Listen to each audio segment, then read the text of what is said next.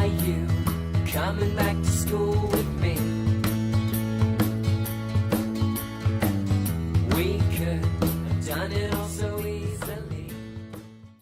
Hello and welcome back. My name is Craig Thompson, Wood, your host on Teaching with Board Games, here for turn 9 of the Duel of Ages II Rush campaign.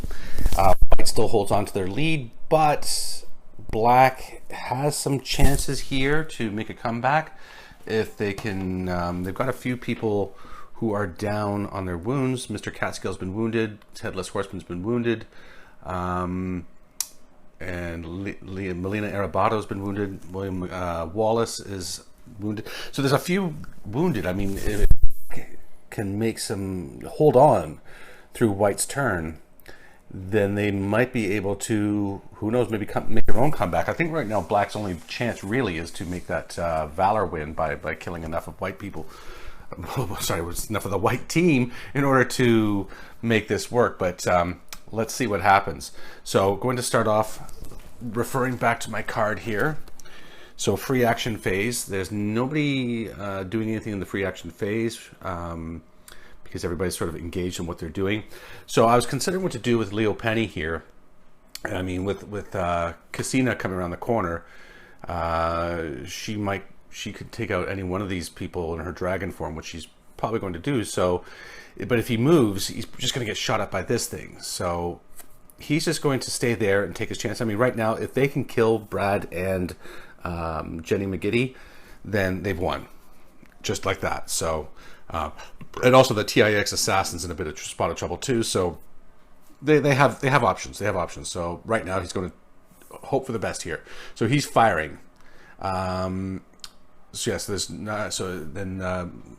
so he will fire, and I think that's going to be the only firing action because there's nobody else who's not in combat who has a gun. Like Damon Raven actually is picking up his guns. That's what he's doing. And he's just going to take everything out of the vault. So he's allowed to take half of the cards from the vault. So he can take 2. So Michelina Meekness, Lith Chambers Challenge, pass a test. So, no, that's a terrible score for him. So a pike. He's not very good in hand-to-hand combat. So I think he's going to go take back what he had taken from him. So he's got his compression rifle and the fencing mask back again, and these will stay in the vault. So that was done in the free action phase. So he's not going to be able to fire. So the only one firing is Leo Penny. So Leo Penny is going to fire at Jenny. He's going to fire at Jenny because Jenny's safer to fire at in hand than to fight her in hand to hand. So firing at Jenny, he has his percussion derringer. And it's point versus stealth. So his point is 8 plus 1 for matching the symbol is 9 versus her stealth of 6. So it's an attacker better by 3 is a miss. Now in this case then, when he misses, he has to go to his ally and see if he hits his ally. So it's a stealth of 5, so it's attacker better by 4 in this case. And yeah, he's hit Mr. Catskill. So Mr. Catskill has an armor of 2. Percussion Derringer has a penetrate of 3, so attacker better by 1 is plus 0. So he just shot his teammate. So Mr. Catskill has 1 wound left now. So this could go badly. This could go badly for them. What next? So that was it for firing. On to, well, consult the card. On to the movement. So Leo Penny has moved, can't do anything. Headless Horseman's in combat where he wants to be. Damon Raven is going to pop up out here and get ready to shoot at them. So then movement, so Adigan the rat. Yeah, Adigan, he's just, Adigan is back here, and he's just going to continue hiding up back here until such time that he's going to make a jump for here if he needs to for the points for the rush campaign. If you escape, you get those extra points. Anything he does out here, he's just going to get shot at, and he's only got 3 wounds, so that thing could potentially kill him in one shot. You never know. All right, so he's hanging out there. Mr. Catskill's in combat where he wants to be. Now, Melina Arabato is down here, and I'm just kind of contemplating what to do with her because Rizik the Red's coming after her. He's hunting her down. She has 2 wounds left, and he's got a fireball which could finish her off. So she's concerned. So she'll go... So he has a movement of 5. 1, 2, 3, 4, 5. So 1, 2, 3, 4, 5. She's just going to come down to here and try and bide her time for now. So she's hiding out down the forest here. And Orpatu and William Wallace are fighting with the TIX assassin up in the caves here, up here. So they're fine where they are. They're where they want to be. So going on to the op fire then. So the gun here will op fire at Damon Raven as he comes out. So that gun was set up by the TIX assassin. It's a sniper. It has a aim of 7. And it's 1 shot doing 1 damage, penetrating at 6. Okay, so it's a 7 versus his stealth of 5. Is attacker better by 2, which is a hit, and attacker better by 2, so it's a penetrate of 6 versus his armor of 2 is attacker better by 4 is +0, so he's taken a wound. It only does 1 wound. Just confirm that. Yes, only 1 wound. Okay, so he's been wounded. And Rizik the Red has a range of 12 on his fireball. So he's going to take the shot at Melina as she went to the next space. So 1, 2, 3, 4. So it's like -8. I don't think he can even get her. No, I mean, because she has a stealth that's like 14. There's no way he has no chance of hitting her through all that forest space. So she's safe there. And that would be it for well, this thing could fire. But again, 2, 4, 6. So that's -6. That puts her to a 12. And the stinger has a 7. So it's possible. Defender better by 5. Defender better by 5 is miss. Yeah, predictably. Okay. So that's it for op fire. We go on to melee. So we'll start at we'll start up there with Orpatu and William Wallace versus the assassin. So the assassin has a wits of 3. So it means Orpatu attacks first, then William Wallace. So Orpatu has a combat of 6 versus the reflexes, the react of the assassin of 4. So its attacker better by 2 is a miss. That's huge. Because he's the one who really could have done the damage to the assassin taking it out. So William Wallace is going to attack. William Wallace has a combat of 7 versus the react of 5. I just looked it up, 4. So his attacker better by 3. And he's also missed. Wow. Okay, so now the assassin is attacking William Wallace. And attacking William Wallace, he has a combat of 7 versus William Wallace's react of 6. So its attacker better by 1.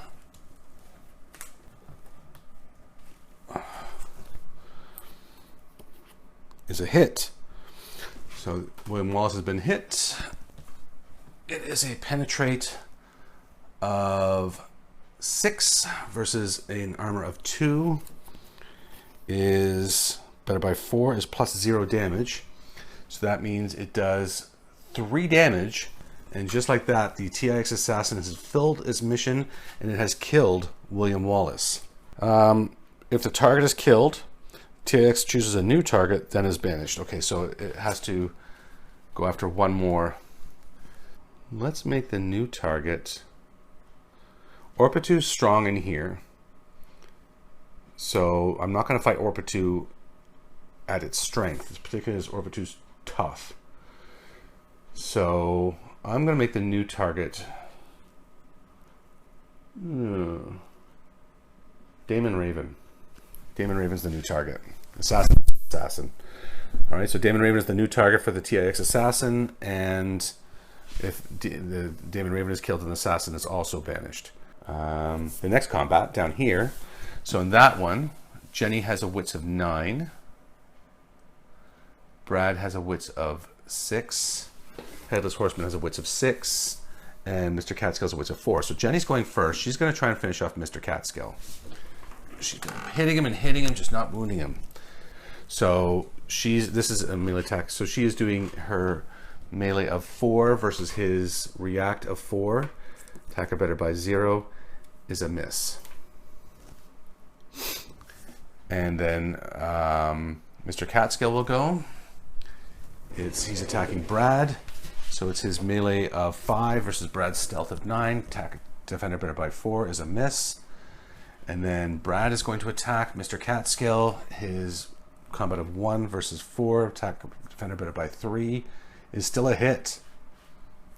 This could be it. Brad, this loser slacker, could actually help turn the tide here. So 2 versus 2 is attacker better by 0 is +1. So Brad has just killed Mr. Catskill. Oh my goodness. Okay, that's really unexpected. So these items have gone down here. So I'll put some tokens down to represent where these things are, because items are being dropped now left and right as people start to die. So we'll put the lightning bolt for Mr. Catskill's items here, and we'll put the we'll put the muscles here for William Wallace's items that he's dropped.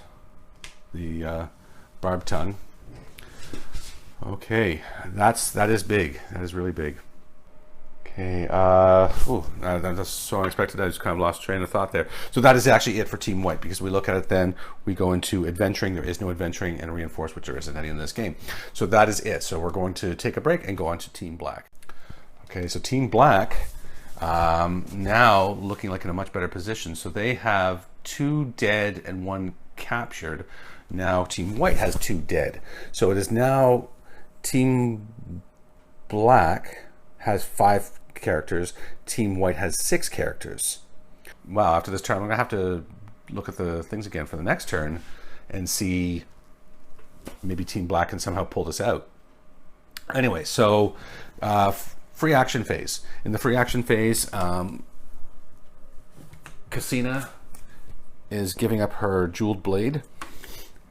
She's discarding that, and she's turning into her dragon form. So she's become the dragon now, so she's a much stronger and can fly. And that's going to be it for free action. So then it's on to firing. So for firing, there is nobody that can fire that has... Oh, sorry, in the free action phase as well, the TIX assassin heals. It heals 1 damage in every free action phase. So free action regenerates 1 health of wounded. Yeah, so it's at 5 wounds now out of its 8. It's wounded for, no, sorry, it's at 3 wounds out of its 8. It's been wounded 5 times. So that also means that that's speed. Its speed is equal to its current health. So it's been slowed down, but with the 3 speed, it does give it the opportunity to get out of that cavern where its Orpitu is stronger. So that's the free action phase. No other free action events happening. So we're going to go on to firing. Well, we did firing, there's no firing. So movement, and Cassina is going to attack Leo Penny. And then the assassin is going to come out here. And William Wallace is dead. So the assassin is just outside the door. Mouth of the cave. Rizik the Red is going to continue hunting down Melina Arabato. 1, 2, 3, 4, 5. Yep, flush her out. Oh, sorry. So he was here. He went 1, 2, 3, 4, 5. He's hunting her down there. So other movement. You know, at this point, I think Brad is going to make a run back for the thing. To break out of... How strong is Brad? Brad's a 3 strength. Jenny McGiddy is a 5 strength.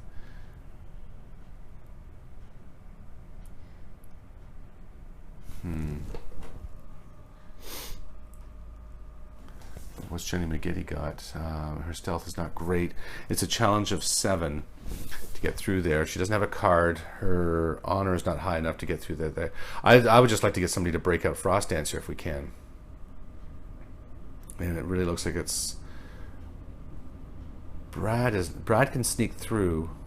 Well, maybe Brad can sneak through and then bust the gate. That's what he's going to do. Turn 8. We still have a few turns. It's turn 9, so we still have a few turns. So, sorry, bad camera work here. Brad has moved across here. He's going to try to sneak in there with the thing he doesn't have. That is the items dropped by Mr. Catskill. The Mind Piercer Grenade and the Silver Dove. And that's going to be it for movement. I think Jenny McGiddy is good where she is. Just it's not ideal for her there, but it's better than taking on free shots from people. So she's holding down the Headless Horseman.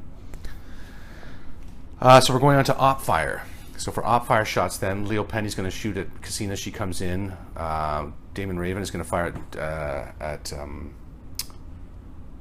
Brad as he runs past. And Orpatu is going to do his, I guess he's got like a spitting shot or something at the TIX assassin he's going to see goes by. So let's do that.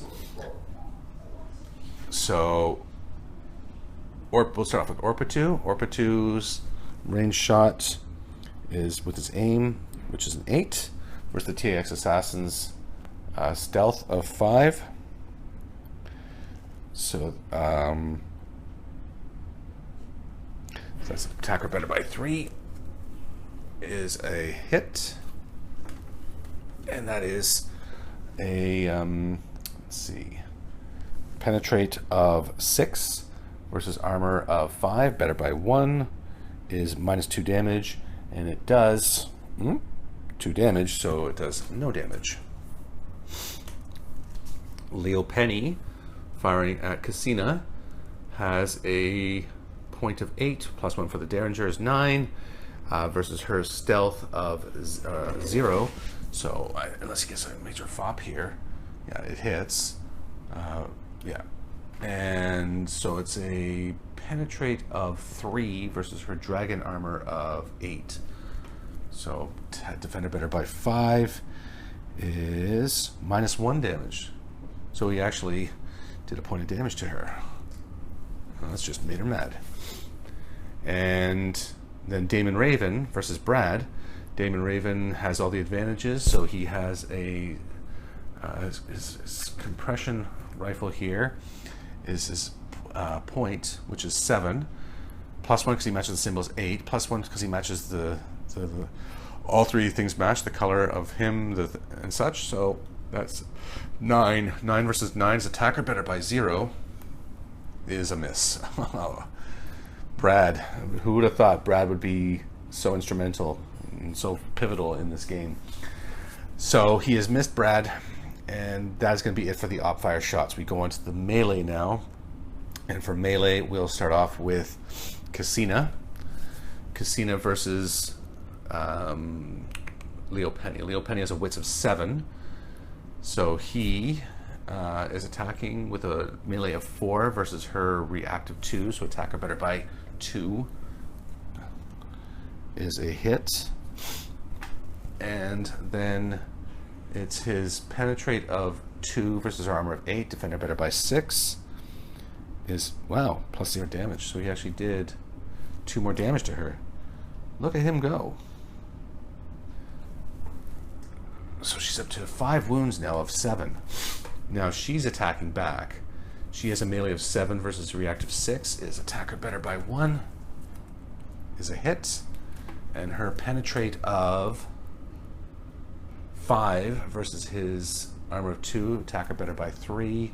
Is +0 damage, which is 4 damage, which kills Leo Penny.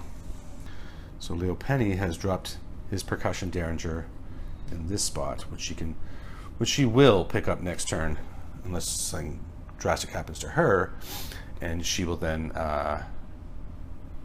be able to transform back into the dragon again. Wowzers. Okay, so that's another kill for Team Black. And then we have a melee between Jenny McGiddy and the Headless Horseman. So Jenny McGiddy is fighting first. Her melee of 4 versus the react of 5 of the Headless Horseman. Is a defender better by 1. Is still a hit for Jenny. And her penetrate of 3 versus his armor of 3 is attacker better by 0 is +0. So she's done 2 damage to the Headless Horseman. So he is at 1 wound. Now, unfortunately, the Headless Horseman doesn't have much choice. He has to try and attack Jenny. He might hurt himself here, though. So let's look at this thing again. So on melee hits attempts Jenny, Jenny adds her wits to her react. So she has a 14, and the attacker adds wits to his melee. So she has a 14, and the Headless Horseman has a 9. So it's a defender better by 5. Defender better by 5. He has fopped, and with Jenny's ability, on a fop, if an enemy fops a melee attempt against Jenny, he hits himself, must make a damage against his own armor rating. So the Headless Horseman could, at 1 wound, could end up killing himself. So the Headless Horseman's penetrate of, 6 versus armor of 3 is attacker better by 3 is +0. Headless Horseman has just killed himself fighting Jenny. Oh my, this is, what a crazy turn. This is unreal. So the Headless Horseman has gone down now. Mr. Catskill's gone down. Leo Penny has gone down. William Wallace has gone down. And Jenny and Brad, the 2 most unlikely characters, have defeated, were totally instrumental in holding off that group. So they're down 4 characters now. So we're down to 1, 2, 3, 4 characters for Team White, and Team Black is 1, 2, 3, 4, 5, 6.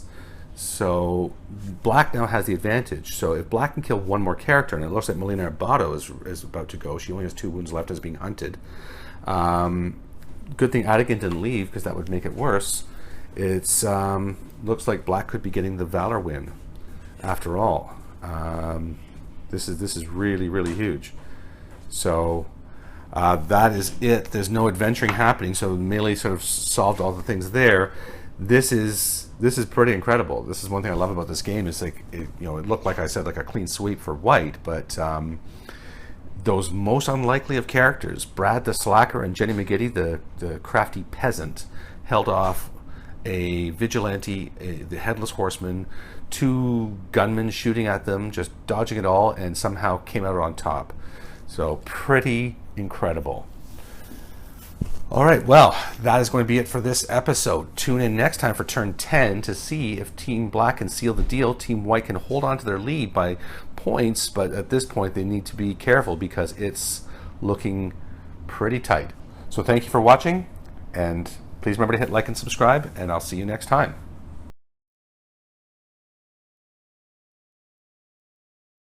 Almost forgot here, Brad is doing adventuring. He has to break into the base. So his stealth is 9 versus the challenge of 7. So it is attacker better by 2. And Brad has made it into the base. So he is now inside the white base. And he can either go and try and rescue Frost Dancer or maybe break that to let Jenny McGiddy in. And that is it for the turn.